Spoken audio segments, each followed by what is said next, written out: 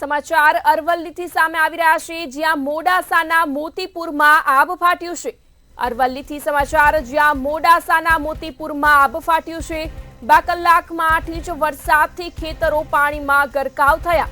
400 વીઘા ખેતરોમાં પાણી ફરી વળ્યા છે, જ્યારે મોતીપુરા ખોડિયારનગરના લોકો ગામમાં ફસાયા। 15 ગામોમાં જવાનો માર્ગ બંધ થતા વાહન વ્યવહારને પણ અસર પહોંચી છે। પાણીના પ્રવાહના એક બાઇક પણ તણાયું છે, ત્યારે મગફળી બાજરીનો પાક પર પાણીમાં વહી ગયો છે। 400 વીઘા ખેતરોમાં પાણી ફરી વળ્યા છે।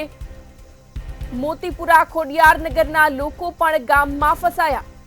આ સાથે જ 15 ગામોમાં જવાનો માર્ગ બંધ થતા વાહન વ્યવહારને પણ અસર પહોંચી છે। સમાચાર અરવલ્લીથી, જ્યાં મોડાસાના મોતીપુરામાં આવ ફાટ્યું। 2 કલાકમાં 8 ઇંચ વરસાદથી ખેતરો પાણીમાં ગરકાવ થયા। 400 વીઘા ખેતરોમાં પાણી ફરી વળ્યા।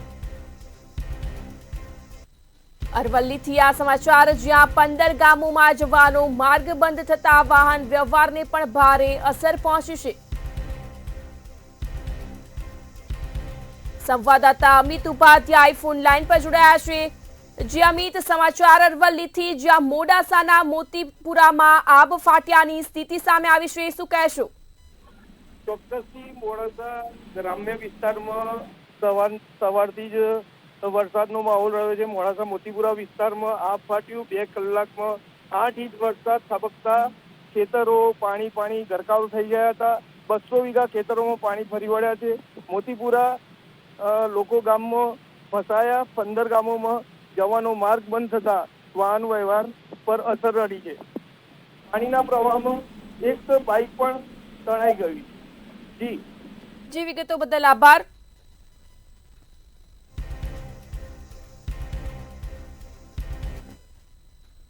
વધુ એક સમાચાર અરવલ્લીથી સામે આવી રહ્યા છે, જ્યાં અરવલ્લીના મોડાસાના એક અંડરપાસમાં પાણી ભરાયા છે।